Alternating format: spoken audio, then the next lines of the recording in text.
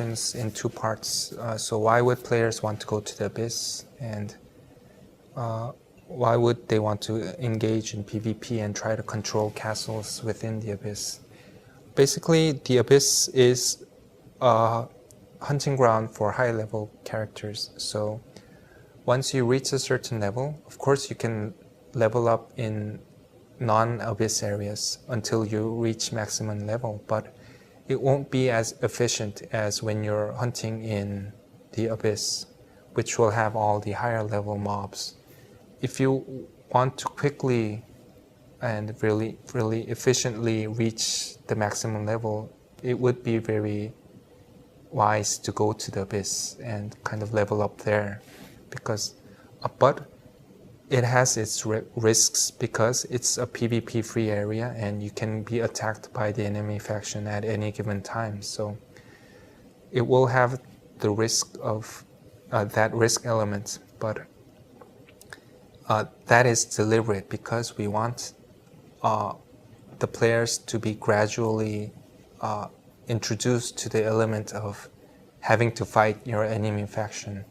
And as I've said earlier, the castles will also be kind of a raid content. So even if you're not interested in killing PCs of other factions, you have to kind of attack the NPCs around the castles and the guardian NPCs of the castles, because they're basically monsters that give you experience points and loot and items. So that in itself will be a motivator to why you would want to enter the Abyss and play there.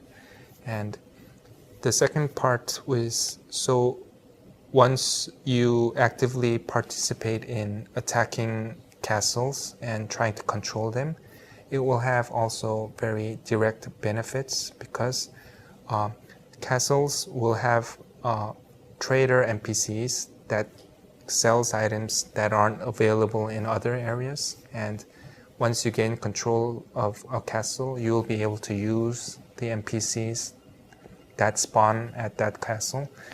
Once any guild of your faction gains control of a castle, all faction members will have access to those trader NPCs, but there will be a certain tax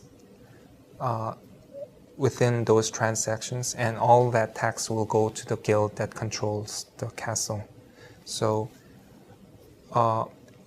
having your guild control certain castles will have very direct benefits in terms of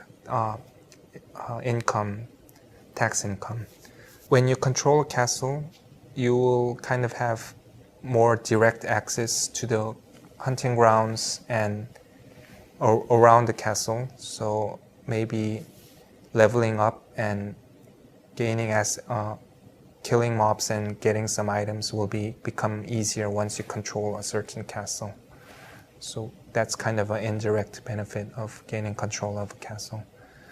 Another part of why players will kind of try to actively participate in PvP is there will be separate reward points for PvP. I'll just call it PvP points. And certain high-end items can be only bought by using PvP points. We will have two groups of high-end items, and one will be called draconian items, which are only available as high-level loot or through crafting. And these items are kind of basically for the PvE players who like the crafting element, or kind of raiding on high-level monsters. And another group of high-end items will be the Abyss items, and these items can only be bought from NPCs by using your PvP points that you accumulate when you kill a lot of enemy faction PCs. To put it in short, the rewards for PvP and playing in the Abyss is basically the same for any other RPG. It will be good items, more experience, and more loot. So I think these are very direct and very powerful, motivation for making players want to participate more in those content.